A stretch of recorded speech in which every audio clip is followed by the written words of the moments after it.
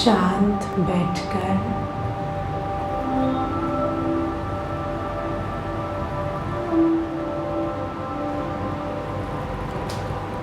अपने ध्यान को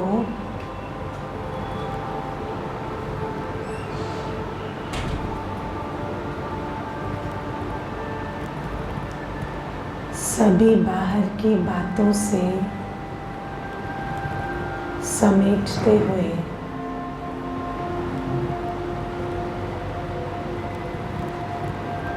अपने मन की तरफ मोड़े।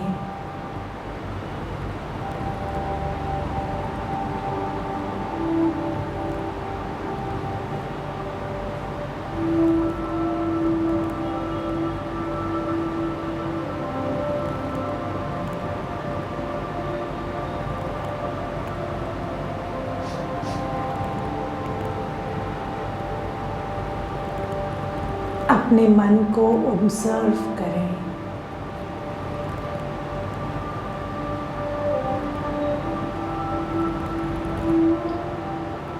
क्या चल रहा है मेरे मन में?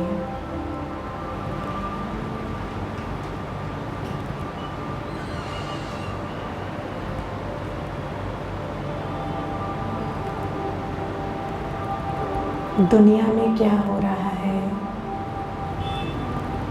उस बात को छोड़ दें।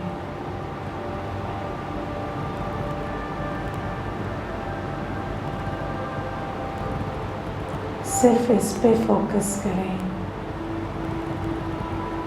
कि मेरे मन में क्या चल रहा है।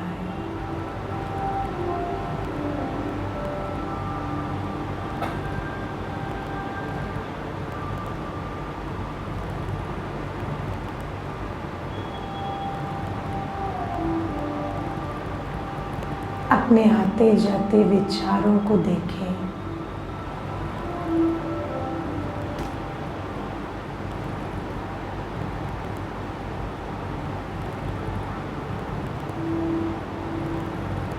बिल्कुल साक्षी होकर देखें।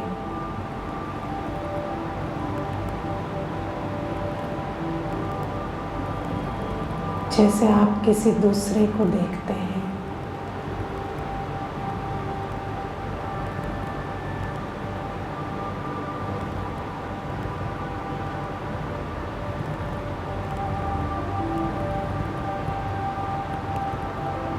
अपने विचारों को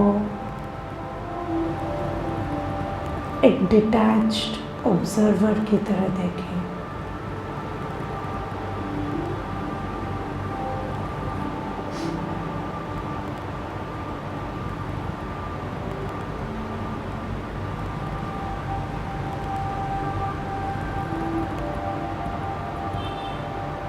उन विचारों में इन्वॉल्व भी ना हो। विचारों पर विचार ना चलाएं, बस देखें।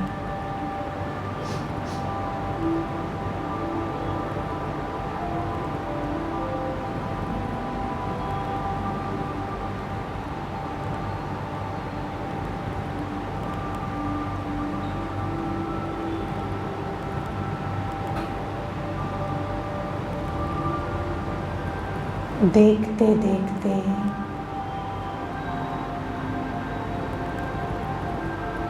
इन विचारों की गति धीमी होती जा रही है।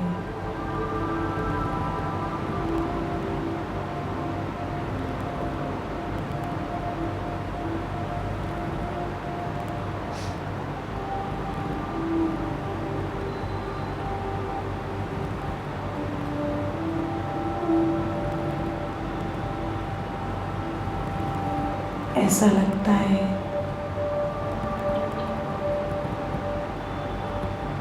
जैसे मेरा मन थोड़ा स्थिर हो गया है।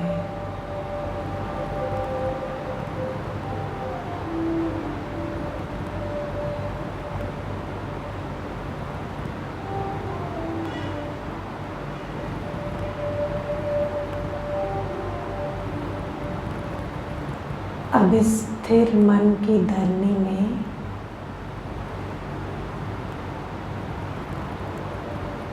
एक जैसे संकल्प का बीज बो दे।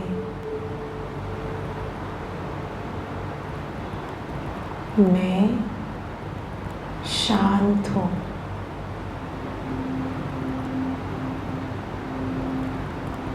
आई एम पीस।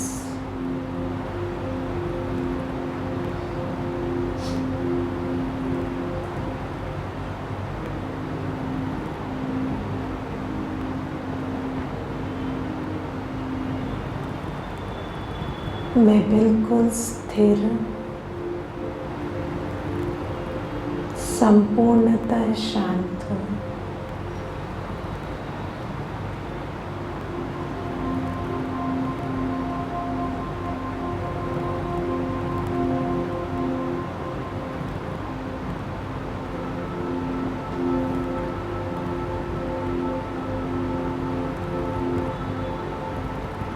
कुछ घड़ियाँ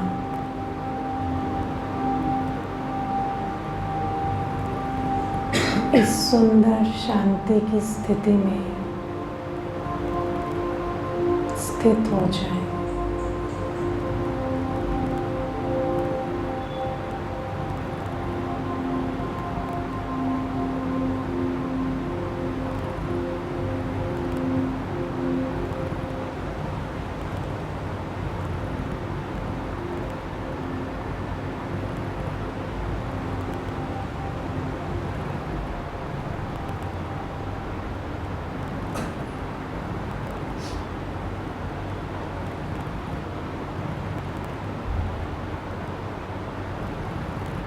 ओम शांति।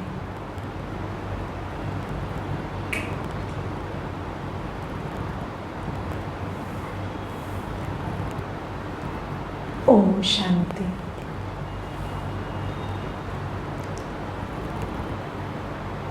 अभी कुछ मन शांत हुआ? मेडिटेशन से हुआ कि सो गए थे? ठीक है, तो अभी हम एक बात पर तो एग्री करते हैं कि हम सब मेडिटेशन सीखने आए हैं, राइट? लेकिन पहले हम मेडिटेशन के आइडिया को एक्सप्लोर करेंगे, क्योंकि जब हम कहीं पर भी जाते हैं तो हम अपने एक आइडिया के साथ जाते हैं, राइट? अब जब हमने कभी भी मेडिटेशन के बारे में सोचा है तो हमारे सामने एक चित्र आता है। वो चित्र, वो इमेज क्या है?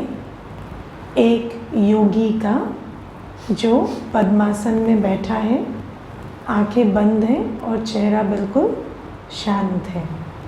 उसको हम मेडिटेटिव स्टेट समझते हैं। आपने कई बार वैसे बैठकर शांत होने की कोशिश भी की होगी, है ना? पर हो पाते हैं? नहीं, क्योंकि अंदर जो चलता है। अब जैसे मैंने आपको एक ये कमेंट्री कराई, एक एक्सरसाइज कराई मेंटली, जहाँ हम अपने थॉट्स को डिस्टेंटली ऑब्जर्व करते हैं और उसके बाद जब वो थोड़े साइलेंट हो जाते हैं तो आप उसमें एक कॉन्शियस थॉट प्लांट करते हैं कि आई एम पीस। तो this is one temporary exercise. लेकिन ये जो आपने अभी किया, ये आप कभी कभी कर सकते हैं जब आप स्ट्रेस्ड हैं, आप परेशान हैं। लेकिन क्या हम उस शांति की खोज में आए हैं जो कभी कभी हम स्ट्रेस्ड हैं, परेशान हैं तो किसी एक्सरसाइज से हम शांत हो जाएं, या हम शांतिमय जीवन की खोज में आए हैं जहां हम काम करते, संबंधों में आते, व्यवहार में आते, हम शांत रहें? किसके लिए आए हैं आप दोनों में से? सेकंड वाला या फर्स्ट वाला? सेकंड वाला, है ना? तो जैसे टेम्पररी शांति के लिए तो ये एक्सरसाइजेज हैं। मैं आपको और भी एक्सरसाइजेज सिखा दूँगी कि आप कभी बहुत स्ट्रेस्ड हैं, परेशान हैं तो फॉर सम टाइम आप काम हो सकते हैं। या कई लोग कहते हैं आप ब्रीदिंग पे कंसंट्रेट किए, या सब बातों से फोकस हटाकर आपने एक पॉइंट पे फोकस किया। तो all that is good as a temporary solution, कि कि हाँ कुछ देर के लिए आपको शांति की फीलिंग आ जाती है। लेकिन जब हम शांतिमय जीवन की बात करते हैं, जो हमारा मेन फोकस है इन सेशंस में, तो उसके लिए हमें पहले ये पता करना होगा कि हमारे जीवन में अशांति का कारण क्या है। क्या हमारे जीवन की अशांति का कारण ये है कि हम सही सांस नहीं ले रहे हैं? नहीं, हमारे जीवन में चलते फिरते, काम करते, व्यवहार में आते, कारोबार करते हमें जो अशांति का अनुभव होता है, जैसे अभी आप मान लो मैं आपको आधे घंटे भी कमेंट्री कराती हूँ, आप बिल्कुल शांत होकर निकले, लेकिन आप सीढ़ियों से उतर रहे हो, किसी ने आपको धक्का मार के वो आगे चला गया, ठीक है, तो आपके अंदर चलेगा पता नहीं मेडिटेशन सीखने आते हैं, इतनी भी तमीज़ नहीं है कि ढंग से उतरें, और आप अपनी शांति को खो देते हैं। तो आप सोचो कि हम कितनी भी शांति का अभ्यास कर लें, लेकिन जब हम संबंधों में आते हैं, व्यवहार में आते हैं या इंटरेक्शन रिलेशनशिप्स में आते हैं, तो वहाँ पर हमें कहीं ना कहीं फील होता है कि शांति को मेंटेन करना पॉसिबल नहीं होता। अब हम आज ये कोशिश करेंगे जानने की कि वहाँ जो हम अपनी शांति या खुशी को या काम स्टेट ऑफ माइंड को खो देते हैं, उसके लिए कौन रिस्पॉन्सिबल है, कौन किस वजह से हमारी शांति अशांति में बदल जाती है। क्या ये दूसरे का व्यवहार है जो हमें अशांत करता है या कोई और बात है? क्या समझते हैं? दूसरे का व्यवहार है जो हमें अशांत करता है। अच्छा, अगर हम इस चिंताधारा के साथ चलेंगे तो फिर आपको यहाँ बैठने की ज़रूरत नहीं है। जिसका व्यवहार प्रॉब्लमेटिक है उसको बिठाना पड़ेगा, उसको समझाना पड़ेगा। लेकिन फैक्ट ये है कि आप कितना भी सोचें कि दूसरे का व्यवहार, दूसरे का कर्म या द वे दे बिहेव और रिस्पॉन्ड वो प्रॉब्लम है, लेकिन आप उनको बदलने पे मजबूर नहीं कर सकते, ठीक है ना। अगर सामने वाला नहीं बदलना चाहता तो आप उसे मजबूर नहीं कर सकते। और अगर आप इस छोटी सी बात को एक्सेप्ट नहीं करेंगे तो आप सारी ज़िंदगी ये कह कर कि उनके कारण हम परेशान हैं, परेशान होते चले जाएंगे।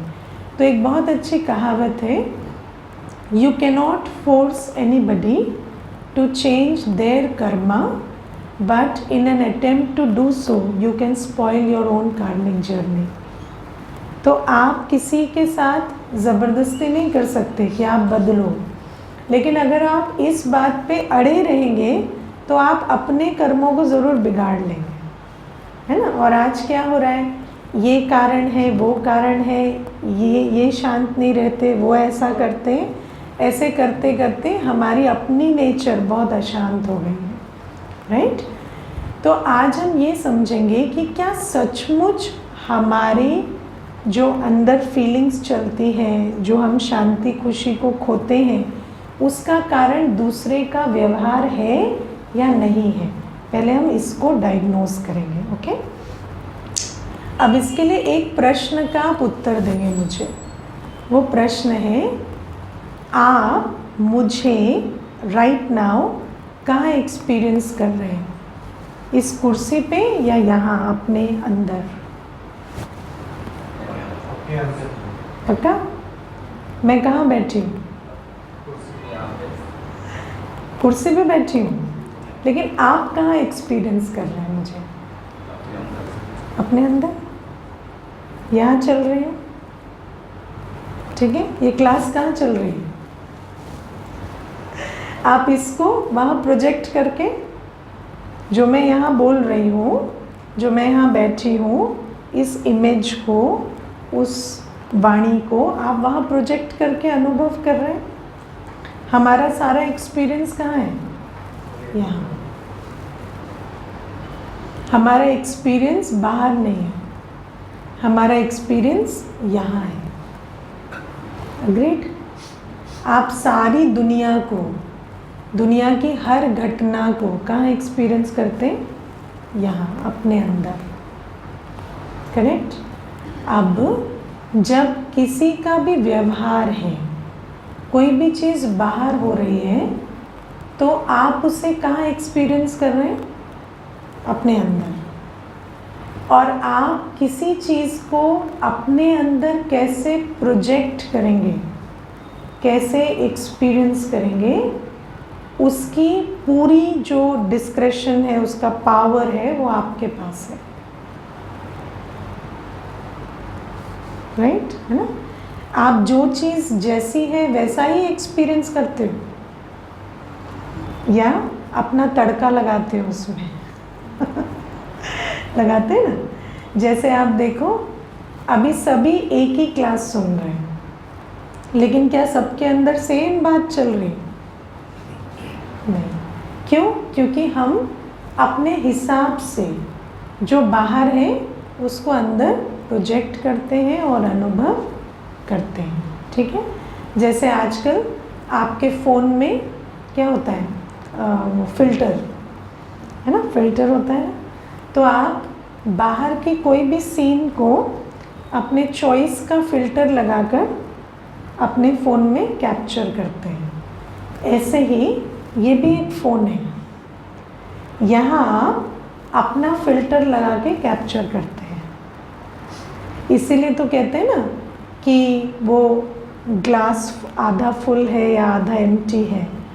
तो किसी को एक ग्लास जिसमें आधे में पानी है वो कहेगा ये आधा भरा हुआ है, और कोई कहेगा ये आधा खाली है। क्यों? क्योंकि आप किस तरह से उस ग्लास को देख रहे हैं वो आपके दृष्टिकोण पर निर्भर करता है।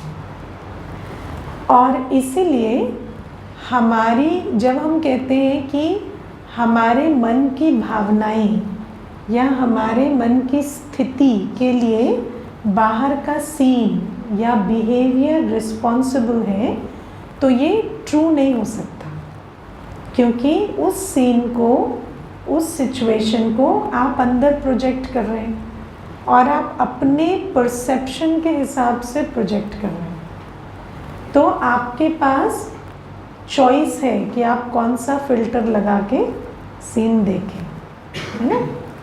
अब ये बड़ी कमाल की बात है कि हम सबके पास चॉइस होते हुए भी हम सारे दिन हॉरर मूवी का फ़िल्टर लगा के बैठे रहते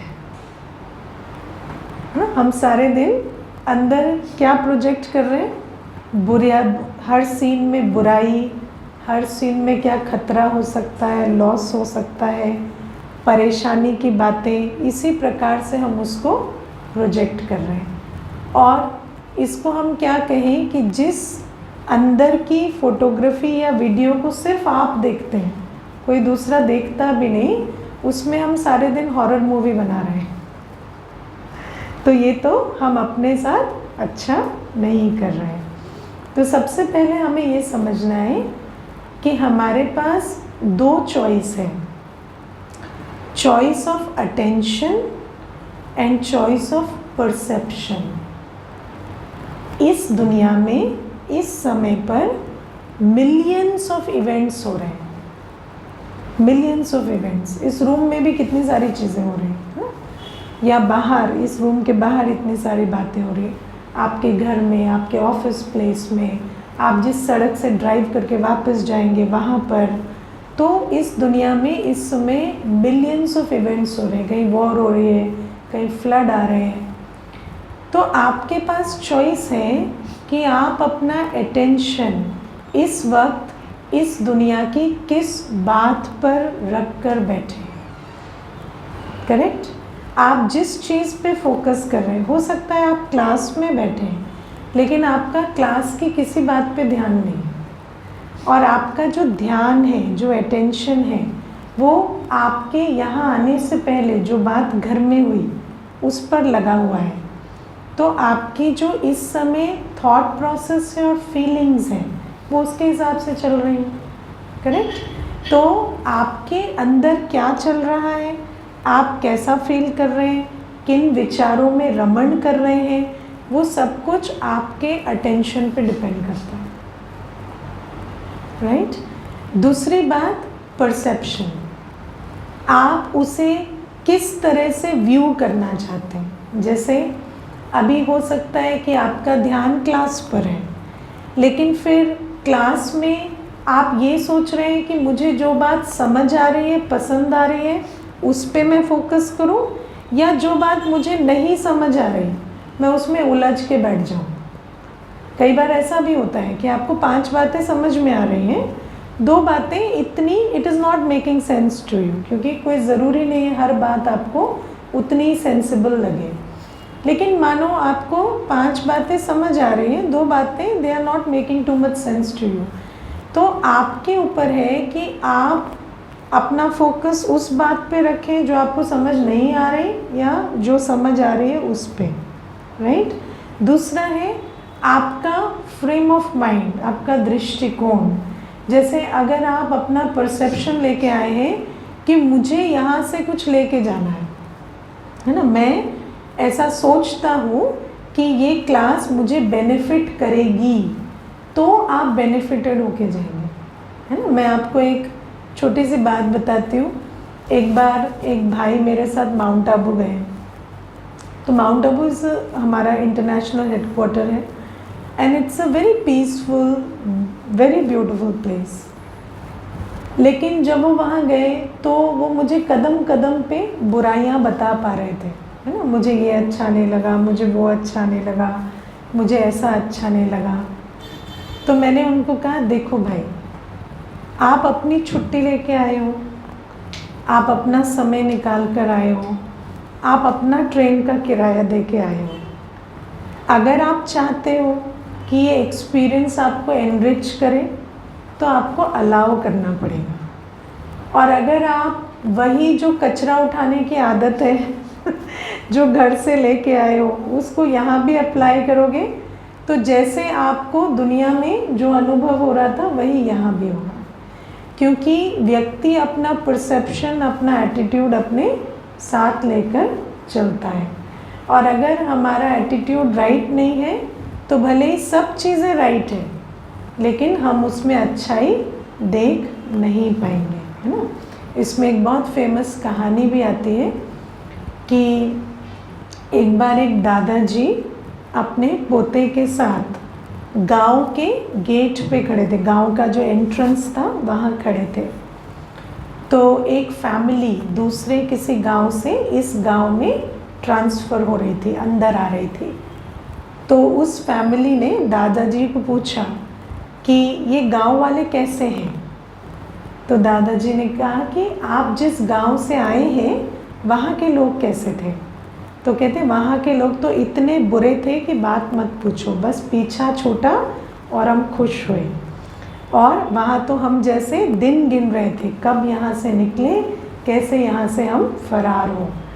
तो दादाजी को पूछा कि यहाँ वाले कैसे हैं, तो कहते यहाँ वाले भी कुछ ऐसे से ही हैं। तो पोता सुन रहा था। फिर दूसरी फैमिली आई, फिर उन्होंने भी सेम प्रश्न पूछा और दादाजी ने भी सेम प्रश्न उनको पूछा। तो उन्होंने कहा वो तो इतने अच्छे थे और हमारा वहाँ इतना मन लगा हुआ था कि हमें लगता था हम कहीं कभी भी यहाँ से बिछड़े नहीं, लेकिन जाना होता है तो जाना ही होता है। बड़ी दुख से हमने उनको अलविदा कहा और हम आए हैं। तो दादाजी को पूछा फिर ये गांव वाले कैसे, बोले यहाँ वाले भी ऐसे ही हैं। तो पोता सुन रहा था, उसने कहा आपने दोनों को अलग अलग बातें क्यों कही। तो बोले अलग अलग बातें नहीं कही बेटा, व्यक्ति जहाँ जाता है वो अपना दृष्टिकोण साथ लेकर जाता है, और अगर किसी को बुराई देखने की आदत है तो बुराई ही देखेगा, चाहे कितनी अच्छाई हो, और अगर अच्छाई देखने की आदत है तो वो अच्छाई देखेगा। तो ये जो अटेंशन है और परसेप्शन है, ये आपकी लाइफ की सबसे बड़ी पूंजी है। आप कहाँ ध्यान देते हैं, आप किस एटीट्यूड के साथ लाइफ में चलते हैं, आप जहाँ रहते हैं वहाँ से आप कौन सी बातों को उठा के अपने जहन में रखते हैं, है ना। ये आपकी अपनी चॉइस है, अपनी पूंजी है। तो परमात्मा हमें कहते हैं कि जो आपका अनुभव है जीवन का, जो आपके अंदर थॉट्स या फीलिंग्स चलते हैं, वो आपके अटेंशन, आपके परसेप्शन पे डिपेंड करते हैं। इसीलिए हम किसी दूसरे को ब्लेम करें, उससे अच्छा है हम अपने अटेंशन और परसेप्शन पे काम करें। जब हम ये करेंगे तो हमारा इनर वर्ल्ड हैप्पियर और मोर पीसफुल बनता चला जाएगा। ठीक है, तो ये पहली बात। अब किसी भी चीज़ में ये शिफ्ट लाने के लिए, अपना दृष्टिकोण बदलने के लिए, अपना चॉइस ऑफ अटेंशन बदलने के लिए आपको न्यू इन्फॉर्मेशन चाहिए, है ना, क्योंकि जो हमारी एग्जिस्टिंग इन्फॉर्मेशन है वो हमारा एग्जिस्टिंग परसेप्शन बनाती है। अब जब आपके सामने न्यू इन्फॉर्मेशन आती है तो आपका परसेप्शन बदलता है। इसीलिए जब आप मेडिटेशन सीखने आए हैं तो हम आपको बिठाकर ज्ञान सुना रहे हैं, क्योंकि ये जो न्यू इन्फॉर्मेशन है ये आपको हेल्प करेगी अपना परसेप्शन चेंज करने में। और जब वो बदलेगा तब आप जीवन में चलते, रोज़मर्रा में व्यवहार कारोबार में आते, आप अपने दृष्टिकोण को बदलकर शांति में जीवन का अनुभव कर सकते हैं, सिर्फ मोमेंटरी शांति नहीं, है ना। अब जो हम न्यू इन्फॉर्मेशन की बात कर रहे हैं, जिसको हम कहते हैं ज्ञान का रेलेवेंस लाइफ में, तो वो ज्ञान का रेलेवेंस समझने के लिए भी हम एक कहानी सुनेंगे। एक बार एक पिता और एक बेटा ट्रेन में जा रहे थे। तो वो जो बेटा था वो 12-13 वर्ष का था और वो खिड़की के बाहर देख रहा था और पिता को कंटिन्यूअसली पूछ रहा था कि पापा ये क्या है, पापा वो क्या है। तो पिताजी भी उसको बता रहे थे, बेटा ये पेड़ है, बेटा ये पानी है, ये सड़क है, ये बिजली का खंभा है। तो फिर जो आसपास बैठे थे वो बड़े सरप्राइज्ड हो रहे थे कि 12-13 वर्ष का लड़का है, ऐसे सवाल क्यों पूछ रहा है। और ये पिता भी उसको ये नहीं कहते कि चुप होके शांत होके बैठो, वो भी उसको उत्तर दे रहे। तो कुछ देर के बाद वो जब सब इरिटेट हो गए तो उनमें से एक ने कहा, आप इसको चुप रहने को क्यों नहीं कहते, तब से इसने दिमाग खा रखा है, ये क्या है वो क्या है, क्या 12-13 वर्ष में इसको इतना नहीं पता। तो पिता कहते हैं, मैं आपकी बात को समझ सकता हूँ और शायद मैं आपकी जगह होता तो मैं भी ऐसे ही रिएक्ट करता, लेकिन बात यह है मेरा बेटा जन्म से अंधा था और आज इसका ऑपरेशन हुआ है और ऑपरेशन के बाद अभी मैं इसको ट्रेन से लेकर घर जा रहा हूँ। तो ये पहली बार दुनिया देख रहा है और इसीलिए मेरा ये जो सपना था कि मैं अपने बच्चे को प्यार से समझाऊं कि ये पेड़ है, ये सड़क है, वो आज साकार हुआ है और मुझे बहुत खुशी है कि मैं अपने बेटे को ये समझा पा रहा हूँ। तो ये छोटी सी बात जानने से जो आसपास बैठे थे वो भी बेटे को फिर हेल्प करने लगे। तो आप देखो, जो बात उनको इरिटेट कर रही थी वो बात अब उनको इरिटेट नहीं कर रही, क्योंकि उनको एक पीस ऑफ नॉलेज मिल गई है ना, एक इन्फॉर्मेशन एक्स्ट्रा मिल गई है।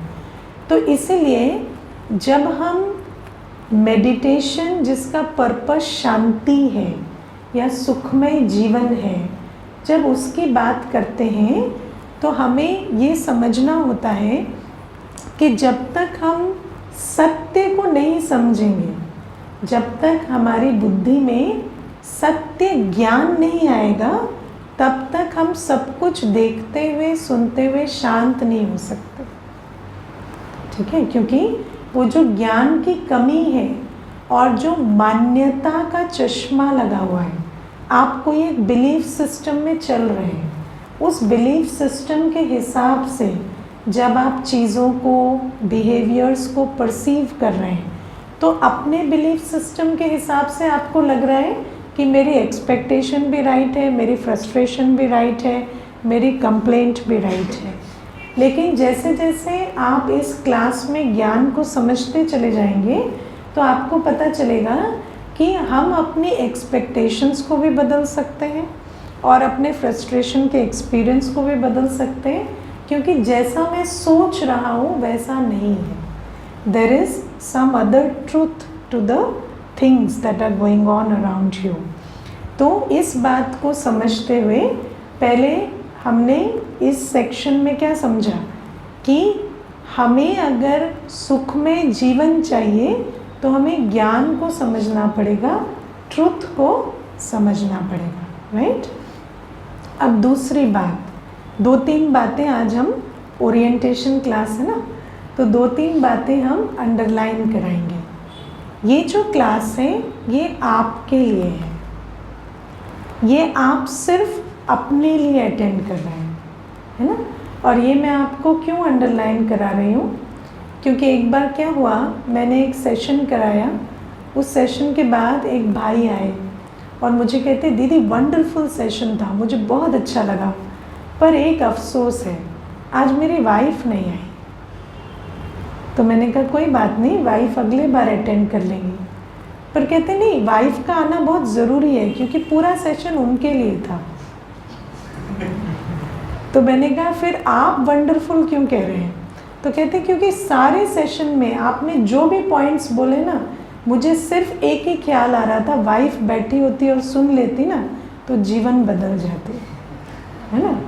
तो मैंने उनको कहा कोई बात नहीं, आपने भी तो सुना, थोड़ा बहुत तो कुछ आपको भी। तो नहीं, मेरे लिए कोई चीज़ रेलेवेंट नहीं है क्योंकि मुझ में कोई प्रॉब्लम है ही नहीं, मुझ में एब्सोल्युटली कोई प्रॉब्लम नहीं है दीदी, है ही वाइफ में, है ना। तो ये जो ये इस इंसिडेंट से मुझे समझ में आया, कई बार हम सोचते हैं व्यक्ति मुस्कुरा रहा है, खुश हो रहा है तो उसको कुछ बात समझ आ रही है, लेकिन उसकी अलग ही कहानी चल रही है ना, कि ये होता तो ऐसा समझता, वो होता तो उसको ये करेक्ट हो जाता, या जाके ये बात बताएंगे। कई बार नोट्स बना रहे हैं, हमें लग रहा है अपने लिए बना रहे हैं, लेकिन बना वो दूसरे के लिए रहे हैं, है ना। तो ये बात एक ध्यान में रखेंगे कि आप ये सेशन किसी दूसरे के प्रॉक्सी में अटेंड नहीं कर रहे हैं, आप ये अपने लिए कर रहे हैं, अपनी कमी कमज़ोरियों को आइडेंटिफाई करके उनको चेंज करने के लिए आप ये सेशन अटेंड कर रहे हैं, राइट। दूसरी बात, यहाँ आपको बहुत अच्छी नींद आएगी, ठीक है। जैसे सालों में नहीं आई होगी ना, ऐसी नींद यहाँ आती है, लेकिन आप सोएंगे नहीं, you have to resist sleeping है ना। एक बार एक भाई है तो मुझे कहते, दीदी यहाँ बेड का प्रोविज़न नहीं, यहाँ मुझे नींद बहुत अच्छी आती है, मैं महीनों से सोया नहीं था, मैं जैसे यहाँ घुसा ना मुझे ऐसा लग रहा है मेरा मन शांत हो गया है, मुझे नींद आ रही है। तो मैंने कहा अभी तो फ़िलहाल वो फैसिलिटी अवेलेबल नहीं है, आपको सूचित करेंगे बाद में, है ना। तो आपको नींद भले आए ना, आप मेडिटेशन में सोएंगे ना आप क्लास में सोएंगे, है ना, क्योंकि ये जागने की क्लास है, सोने की नहीं है ना। सोएंगे कब? जिस टाइम आप फ़ोन देखते हैं ना रात को बैठ के, उस टाइम सोएंगे फ़ोन बंद करके अभी आप जाग के सेशन सुनेंगे, अपने लिए बातों को समझकर जाएंगे।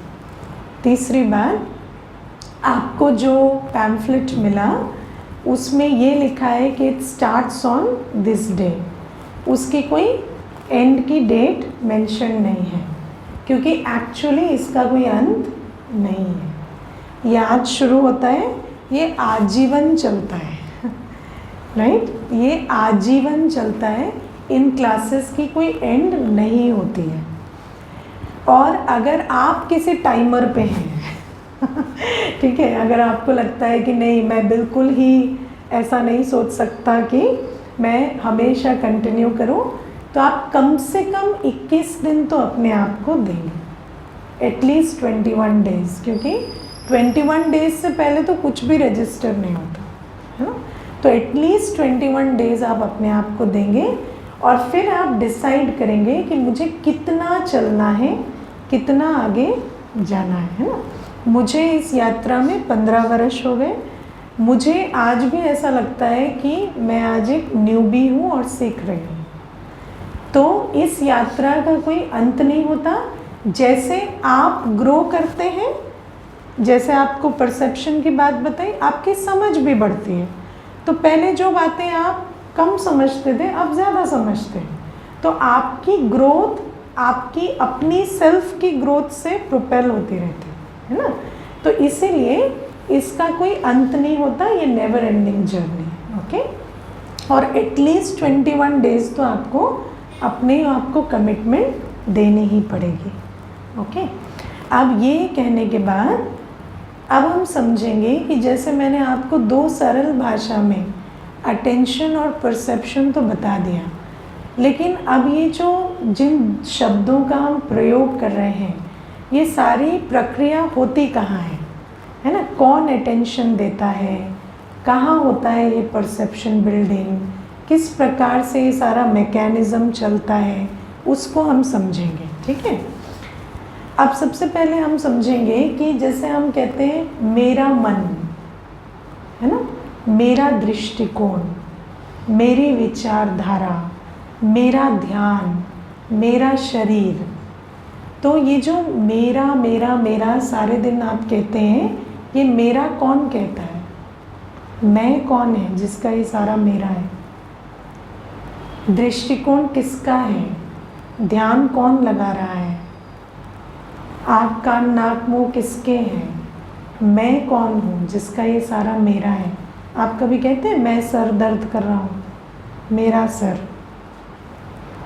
मेरा सर, मेरा शरीर, मेरा मन, मेरा ध्यान, तो ये कौन है जो मेरा मेरा कहता है? कौन है? आप कौन है? हाँ, पता नहीं, इसलिए तो आए। आत्मा। ओके, आत्मा। लेकिन पता नहीं आए हैं तो आपको प्रश्न पूछना चाहिए, है ना? प्रश्न मैं पूछ रही हूँ तो उत्तर आप देंगे। राइट? अगर आपको नहीं पता तो जो नहीं पता वो आप पूछेंगे। राइट? अगर मैं पूछूंगी तो आपको कुछ ना कुछ उत्तर देना पड़ेगा। ठीक है?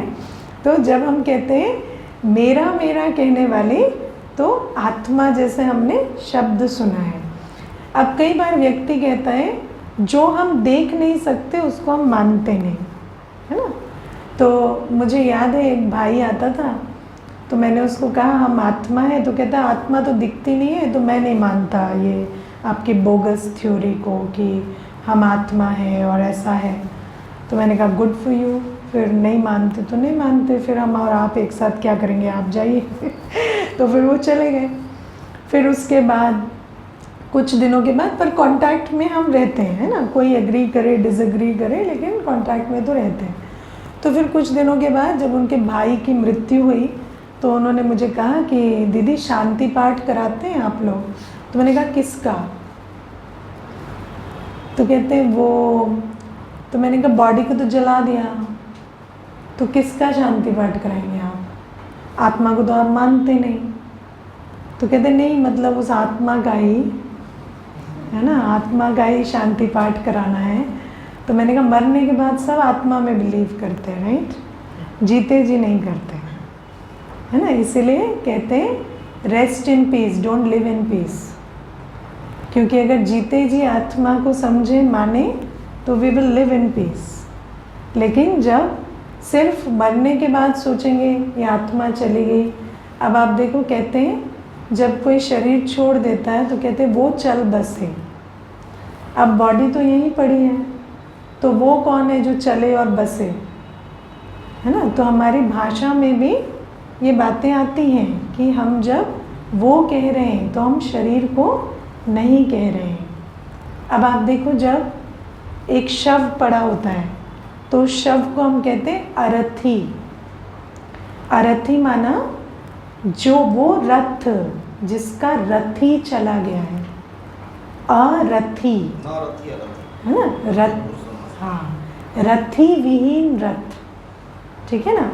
तो रथी कौन है? जो इस रथ को चला रहा है। ये बॉडी कैसी है? एक गाड़ी की तरह है, और इसको चलाने वाला ड्राइवर मैं आत्मा हूँ। ठीक है? अब ये आत्मा को आइडेंटिफाई करना सबसे पहले ज़रूरी है। क्यों? जैसे आप एक पौधा देखते हैं तो उस पौधे के आपको ट्रंक दिखाई देता है, ब्रांचेस दिखाई देती हैं, उसके फल पत्ते सब दिखाई देते हैं, लेकिन आपको उसका बीज दिखाई नहीं देता। ठीक है? अब अगर हमें साइंस ने ना बताया होता कि इस पौधे का एक बीज भी है जो नीचे छुपा हुआ है, तो आप पत्तों को ही पानी देते रहते हैं, बीज को तो कभी देते नहीं। तो अगर हमें ज्ञान ना हो कि वो जो दिख नहीं रहा वो इस पौधे का मूल है, वो इसके फाउंडेशन है, और हमें उसको नर्चर करना है, तो हम सारी ज़िंदगी पत्तों को, फूल को पानी देते हुए ये वंडर करते रहते कि ऐसा क्यों हो रहा है कि हम पानी तो रोज़ दे रहे हैं लेकिन ये सूखता चला जा रहा है ना। तो हमें जैसे विज्ञान ने बताया कि एक पौधे का जो फाउंडेशन है वो उसका बीज है, ऐसे ही आध्यात्म हमें बताता है कि आपकी जो पूरी जीवन है उसका फाउंडेशन कौन है? आप आत्मा बीज। You are the seed of your tree of life, ठीक है। और आप जो दिखाई नहीं देते, जैसे पेड़ का बीज अप्रत्यक्ष होता है, हिडन होता है, लेकिन वही उसका आधार होता है, ऐसे ही हमारे देखना, सोचना, बोलना, सुनना, सबका आधार मैं आत्मा हूँ, है ना। आप कैसा देखेंगे, क्या सुनेंगे, किस तरह के शब्द बोलेंगे, आपके पैर कहाँ चल के जाएंगे, वो सारे डिसीशंस, वो सारे थॉट प्रोसेस आत्मा लेती है ना। तो इसीलिए आत्मा को पहचानना बहुत ज़रूरी है, और क्योंकि आप इसे देख नहीं सकते तो आप समझ सकते हैं। ज्ञान हमें समझ देता है, जैसे आपको बीज की समझ मिलती है, आप खोद कर देखते हैं क्या बीज है या नहीं, but you have an understanding. और इंग्लिश में बहुत अच्छा कहते हैं आई सी। जब आपको कोई बात समझ आ जाती है तो आप क्या कहते हैं? आई सी, दैट मीन्स आई अंडरस्टैंड, है ना। तो अंडरस्टैंडिंग इज सीइंग। तो जैसे आपको पता चला कि पेड़ का बीज होता है, उसको पानी देना है, ऐसे आज आपको समझना है हमारी पूरी लाइफ का सीड, उसका फलक्रम, उसका कंट्रोल, उसका फाउंडेशन कहाँ है? मैं आत्मा में। और आत्मा कहाँ बैठी है? यहाँ आँखों के पीछे, यहाँ अंदर अगर आप एक लाइन ड्रॉ करेंगे तो आँखों के पीछे मैं आत्मा बैठती हूँ। और मैं आत्मा कैसी हूँ? एक एनर्जी की तरह हूँ, एक छोटे सितारे की तरह, है ना। लेकिन मैं दिखाई नहीं देती, मैं इन दो आँखों से देख नहीं सकती। आपकी ये जो दो आँखें हैं ना, ये अंदर नहीं देख सकती, बाहर देख सकती हैं, राइट। आप इन दो आँखों को, कई बार क्या होता है ना, मेडिटेशन में हम कहेंगे ना मैं आत्मा आँखों के पीछे बैठी हूँ, तो व्यक्ति मोड़ मोड़ के आँखें, है ना, एज इफ कुछ नज़र आ जाएगा, खूब स्ट्रेन लेते हैं। लेकिन आप कितना भी आँखों को मोड़ें, आप ब्रेन को भी नहीं देख सकते, आप अपने अंदर के फिज़िकल स्ट्रक्चर को भी नहीं देख सकते, और आप आत्मा को भी नहीं देख सकते। तो जब हम मेडिटेशन में कहते हैं कि मैं अंदर बैठी हूँ और मैं एक आत्मा हूँ, तो आपको नॉलेज के आधार से एक इमेज बनानी होती है। जैसे आपने बायोलॉजी की बुक में पढ़ा कि आपका दिल यहाँ है, ठीक है। तो अब आपने दिल खोल के देखा नहीं है, लेकिन मैं अगर आपको कहूँ आँख खोल के, स्ट्रेट फेस रख के आप अपने दिल पे ध्यान लगाएं कि आपका दिल यहाँ है और धड़क रहा है, तो आप कर सकते हैं कि नहीं? क्योंकि आपके बुद्धि में वो इमेज है कि यहाँ दिल है और धड़क रहा है। ऐसे ही आज आपको एक ज्ञान दिया जा रहा है कि ये जो, जैसे ये पुतला है, स्केलेटन है ना। अब ये स्केलेटन क्या है? जीव। और वो जो ज्योति बिंदु है बीच में, वो है आत्मा। जीव प्लस आत्मा जीवात्मा बनते हैं। और इसी को आप इंग्लिश में कहते हैं humus plus being is equal to human being, ठीक है। तो अभी तक हमें विज्ञान ने ह्यूमस का अच्छा ज्ञान दिया है, लेकिन बीइंग के बारे में हमें ज़्यादा कुछ पता नहीं है। तो अब हम अवेयरनेस रखेंगे कि जब मैं मिरर के सामने जाता हूँ तो जो मिरर में दिखाई देता है वो शरीर है, लेकिन इसी शरीर की भ्रिकुटी पर मैं बैठा हूँ, मैं आत्मा। और मैं आत्मा कौन हूँ? जैसे कंप्यूटर में सॉफ्टवेयर होता है, आप कंप्यूटर यूज़ करते हैं, कंप्यूटर में हार्डवेयर है और सॉफ्टवेयर है। हार्डवेयर क्या है? Input output device. हार्डवेयर सिर्फ इनपुट आउटपुट डिवाइस है, सारा काम कौन कर रहा है अंदर? सॉफ्टवेयर। ऐसे ही आप, आँखें, कान, नाक, मुख, त्वचा, ये आपके इनपुट आउटपुट डिवाइस है। लेकिन यहाँ से क्या अंदर जाएगा, उसकी कैसे प्रोसेसिंग होगी और रिजल्ट क्या बाहर आएगा, वो सारा आप आत्मा की प्रोग्रामिंग के ऊपर डिपेंड करता है। ओके? तो ये जो हमने इतनी थ्योरी समझी, इसका सार क्या है कि अगर आपको अपना इनपुट का एक्सपीरियंस, आउटपुट का एक्सपीरियंस बदलना है, अगर आपको अपने कर्म बदलने हैं और अपना अनुभव बदलना है, तो आपको अपने आप को चेक एंड चेंज करना होगा। उसमें दूसरे का कुछ नहीं जाता है ना। तो आपके अंदर की प्रोग्रामिंग को आपको चेंज करना होगा। करेक्ट? यहाँ तक हमें समझ आ रहा है? हाँ। तो ये फर्स्ट इंफॉर्मेशन है जो हमारे परसेप्शन में हमें लानी है कि हमारी प्रॉब्लम संसार नहीं है, हमारी प्रॉब्लम वो प्रोग्रामिंग है जिससे हमें संसार को देख रहे हैं, और हमारा रेस्पॉन्स भी हमारी प्रोग्रामिंग के हिसाब से। ठीक है? जैसे मैं आपको एक बात बताती हूँ। एक बहन है, माता है, 70 इयर्स की है। वो अभी तक भी कोविड के बाद घर से नहीं निकलती है। अभी तक उसने अपना घर नहीं छोड़ा, घर से अभी तक निकली नहीं। तो उसको कई लोग कन्विंस करने की कोशिश करते हैं कि अब तो ख़त्म हो गया है, अब तो थोड़ा माहौल बदल गया है, रिलैक्स हो गया है। लेकिन वो कहती है कि नहीं, मुझे ठीक नहीं लगता, मैं नहीं निकल सकती। तो अब आप देखो, उसके अंदर की जो प्रोग्रामिंग है फियर की, वो उससे कर्म करवा रहे हैं। आप सिचुएशन को कितना ही बदल दें, उसका फियर की प्रोग्रामिंग चेंज नहीं हो रही।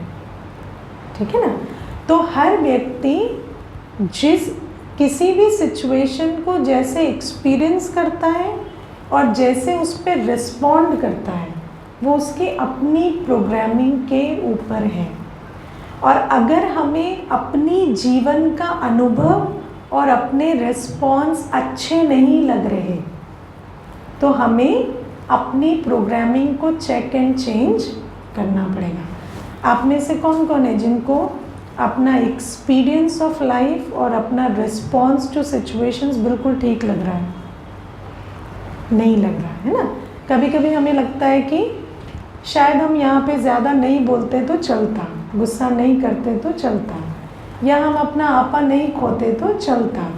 लेकिन फिर भी हम बार बार वही सिचुएशन आती है तो वही आपा खोते हैं। तो आपको चेक करना पड़ेगा कि आपके बिलीफ सिस्टम में ऐसा क्या है जो आपको उस सिचुएशन में आपा खोने पे मजबूर करता है। तो जब आप चेक करेंगे तो हो सकता है आपके बिलीफ सिस्टम में ये है कि जब मैं राइट हूँ और सामने वाला रॉन्ग है तो मुझे एंग्री होना चाहिए। ये प्रोग्रामिंग कितनों की है?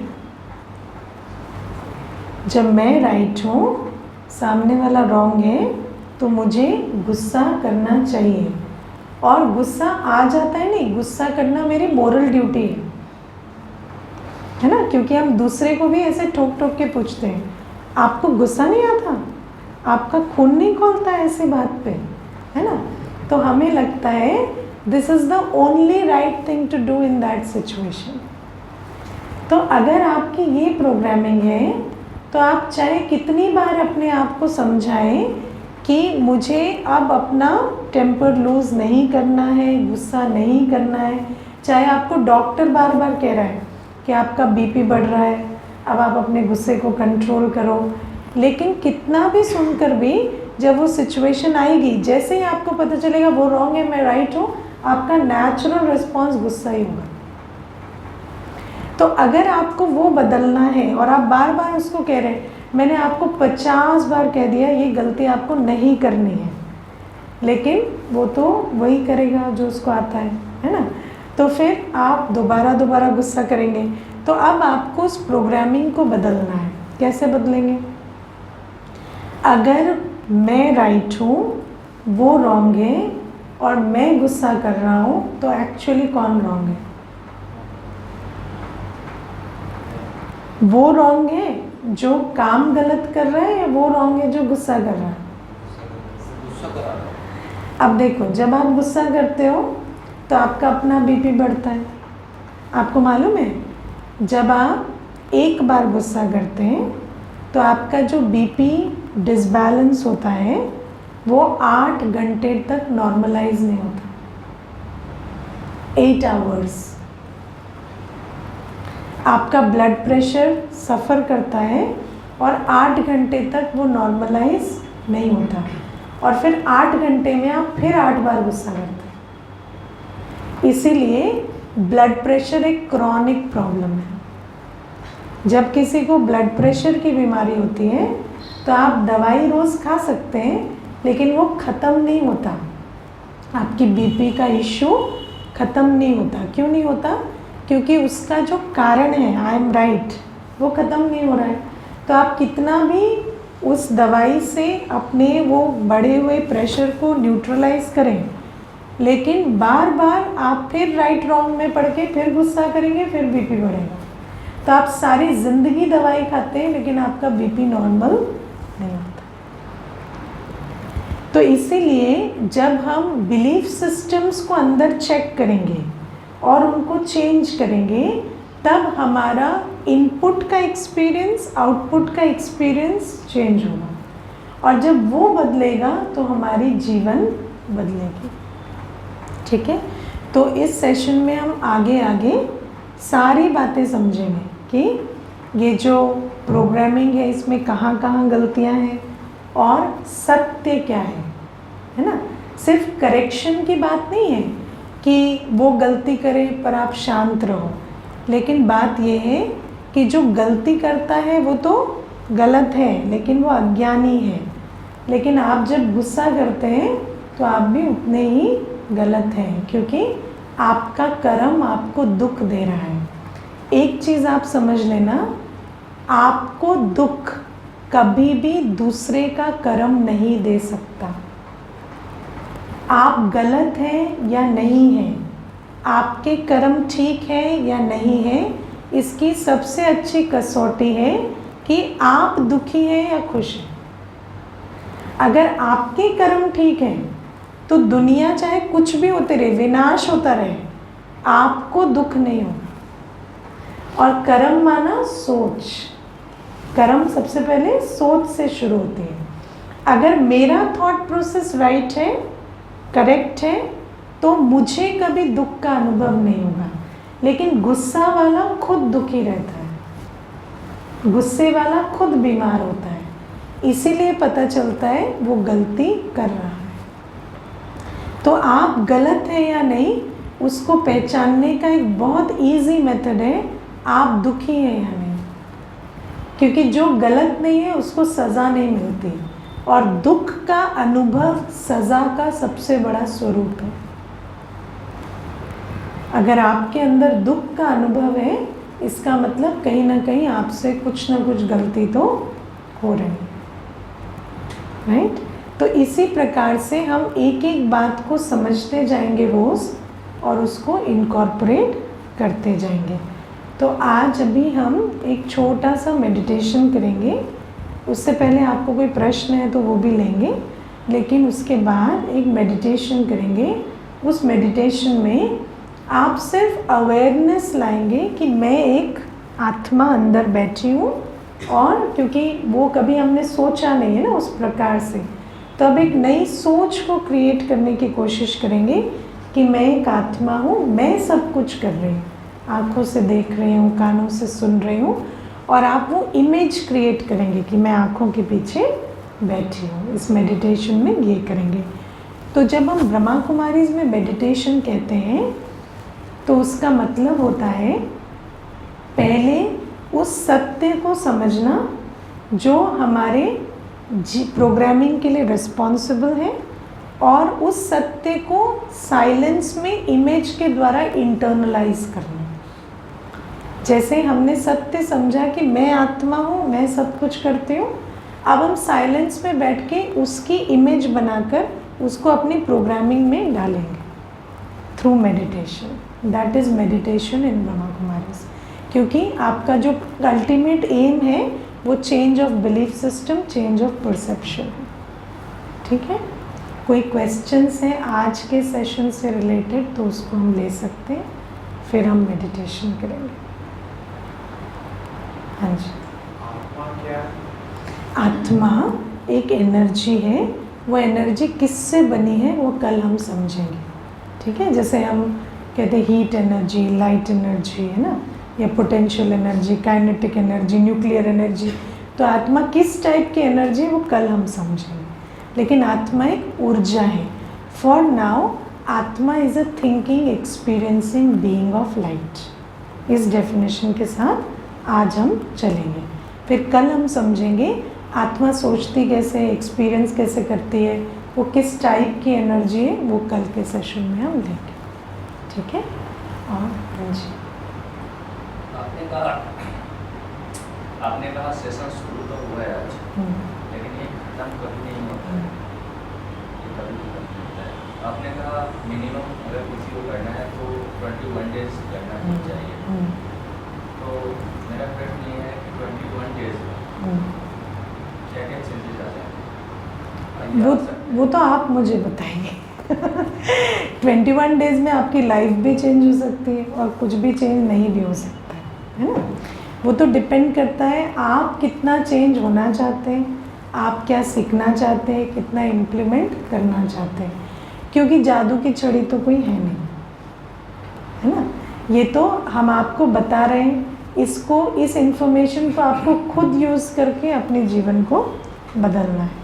तो 21 दिन में आप चाहें तो बहुत कुछ चेंज हो सकता है, लेकिन अगर आप उस चेंज को कंटिन्यू करना चाहते हैं तो आपको क्लास को कंटिन्यू करना पड़ेगा। क्योंकि कई बार हमें लगता है कि हम में तो बहुत चेंज आ गया है ना, अब तो हमारी सोच भी राइट हो गई, ऐसा भी राइट हो गया। लेकिन आप समझते हैं कि आप 23 घंटे एक ऐसे वातावरण में रहेंगे जहाँ वही पुराने बिलीफ सिस्टम्स चलेंगे। तो आपको अगर इसको क्या कहें, इसको स्टेबलाइज करना है अपने अंदर, तो आपको रोज़ की रीइंफोर्समेंट चाहिए। क्योंकि ऐसा सोचना सिर्फ यहीं सिखाएंगे, बाहर कोई नहीं सिखाएगा, है ना। बाहर तो कहेंगे तुम तो कमाने वाले हो, तुम किसी की बात क्यों सुनते हो, वो तो बैठ के खा रहा है, तुम्हें तो उसको डांटना चाहिए, उसको तुम्हारी डांट सुननी चाहिए, है ना। कोई ये थोड़ी कहेगा कि तुम गुस्सा करो तो तुम्हारा नुकसान हो रहा है। तो ये बातें सिर्फ यही सुनाते हैं। इसीलिए अगर आपको कुछ भी समझ में आया तो आप कंटिन्यू करेंगे, वो सबसे बड़ी निशानी है। हमें समझ में आया तो हमने जीवन समर्पित कर दिया। अभी हम आपको वो नहीं कह रहे हैं, लेकिन आप कम से कम अपने लिए कंटिन्यू करें। ठीक है। और क्या? अगर आत्मा है तो हमारी एक अपनी नेचुरल एक कैरेक्टरिस्टिक होगा, राइट, कि हम कुछ तरह की चीज़ें एग्जिबिट करेंगे जो सबके लिए राइट, राइट। तो ये प्रोग्रामिंग जो बचपन से हुई या समाज से हुई, तो क्या हम उस दौरान अपनी नेचुरल कैरेक्टरिस्टिक छोड़ देते हैं? हाँ, ये बहुत अच्छा, अच्छा। हम उसे वापस रीगेन कर सकते हैं, राइट। और उसको इसका जो मतलब हाँ, बैलेंस है वो कैसे क्रिएट होगा, ये हम कल के सेशन में पूरा समझेंगे। लेकिन to answer your question in brief, of course as a soul हमारे कुछ नेचुरल कैरेक्टरिस्टिक्स हैं, लेकिन जैसे आप देखो आपकी बॉडी में भी कुछ नेचुरल कैरेक्टरिस्टिक्स हैं। जैसे जो योगा करते हैं वो अपने हाथों को कितना बेंड कर पाते हैं, है ना, या अपने बैक को कितना बेंड कर पाते हैं, कैसे कैसे आसन कर लेते हैं। पर हमारे से नहीं होते, है ना। क्यों नहीं होते? क्योंकि हमने उस कैपेसिटी को यूज़ करना छोड़ दिया। अब हम उसको उस तरह से बेंड करते नहीं, तो फिर वो use, if you don't use it you lose it. तो ऐसे ही जब हम यही भूल गए मैं आत्मा हूँ, हम अपनी कैरेक्टरिस्टिक्स को भूल गए, तो हम यूज़ नहीं कर रहे हैं। हम यूज़ किसे कर रहे हैं? जो हमें दुनिया ने सिखाया, तो वही बढ़ता चला जा रहा है। अब उसको दोबारा इग्नाइट करने के लिए ही तो हम यहाँ बैठे हैं।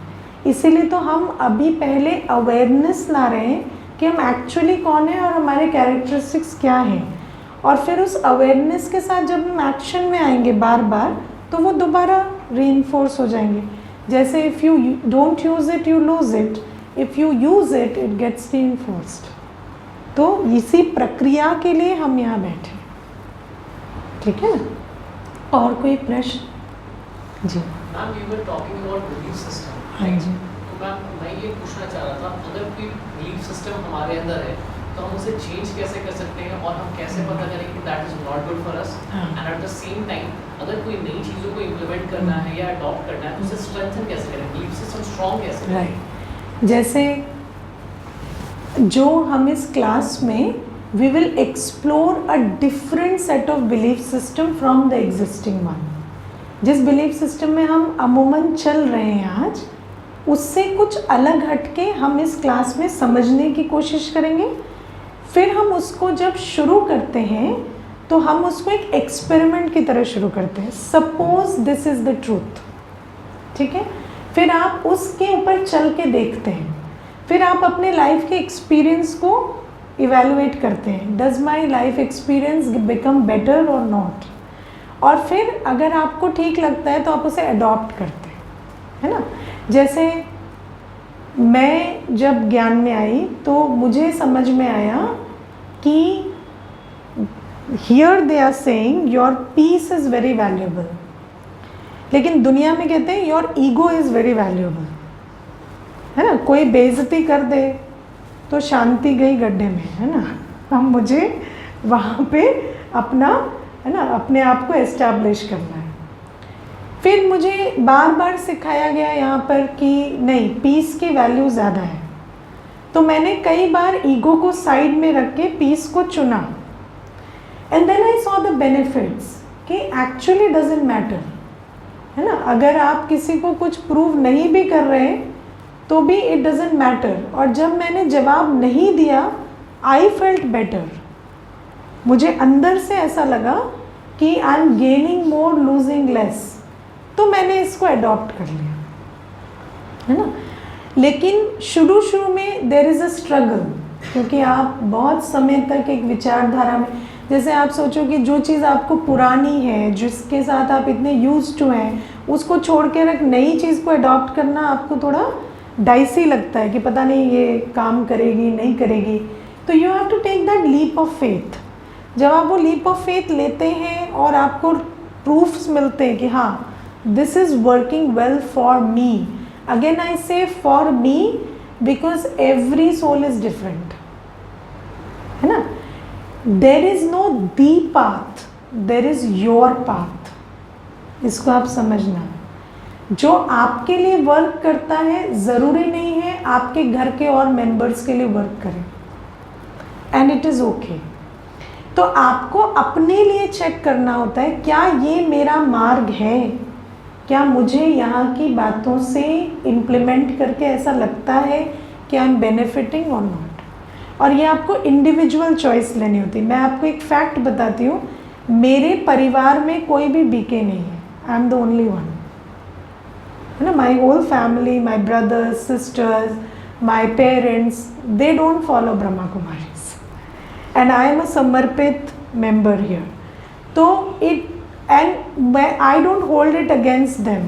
मुझे ऐसा नहीं लगता कि वो गलत है, मैं सही हूँ, क्योंकि this is my path, may be it is not there path.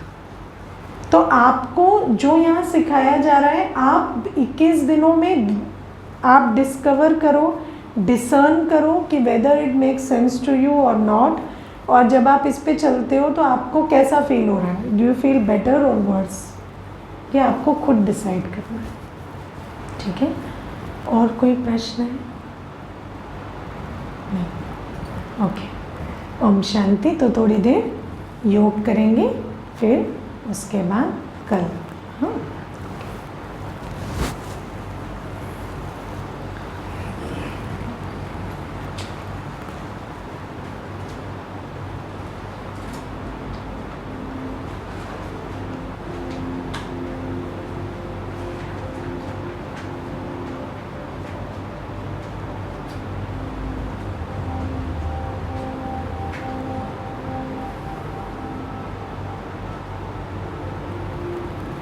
अपना ध्यान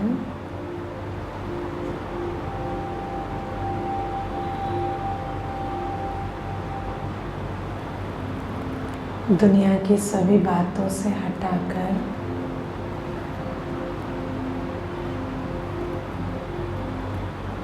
इस शरीर के चेहरे पे ले आए।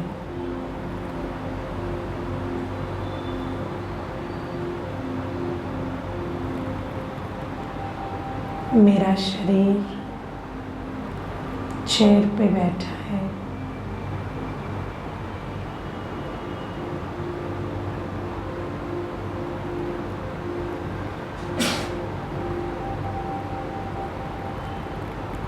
और चेहरे पर दोनों आँखों के बीचों बीच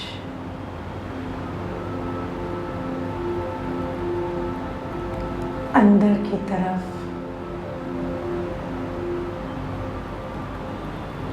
मैं आत्मा बैठी हूँ।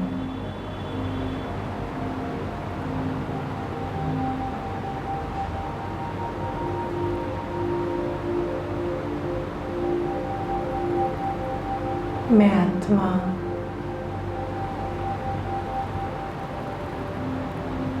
कितना सुंदर सितारा हूँ।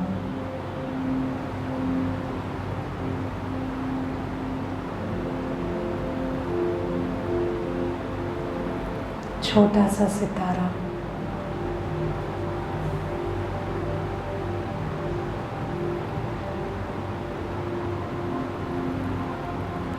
जैसे ड्राइवर ड्राइविंग सीट पे बैठता है,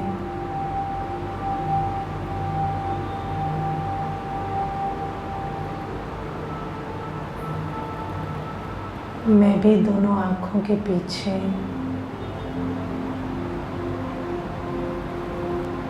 कानों के बीचों बीच बैठी हूँ।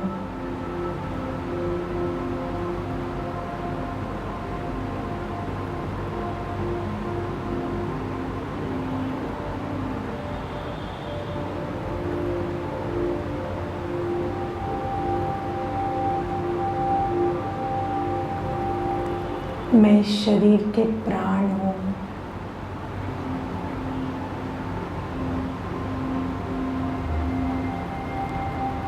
इस शरीर में चेतना, ऊर्जा, मैं आत्मा हूँ।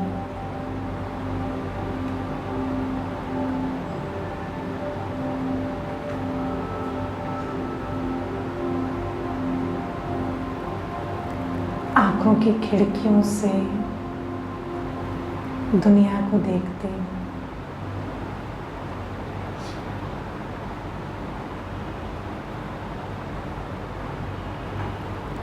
कानों के दरवाजों से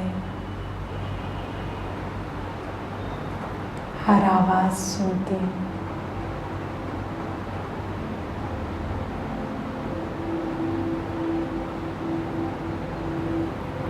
मुख के द्वार से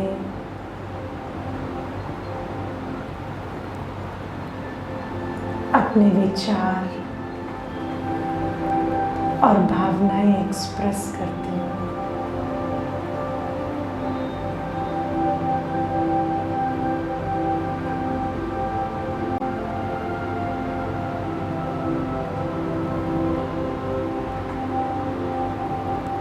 मैं आत्मा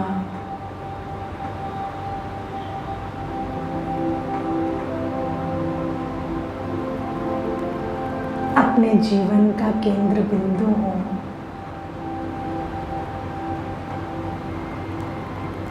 इस जीवन रूपी वृक्ष का बीज हूँ।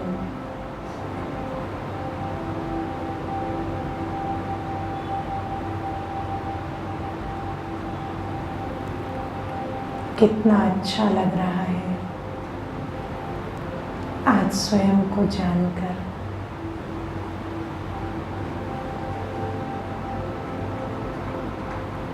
अपना परिचय पाकर।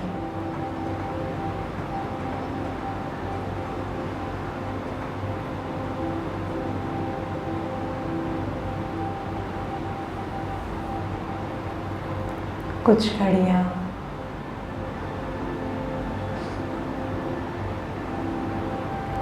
आत्मिक अनुभूति के इन सुंदर विचारों में मगन हो जाए।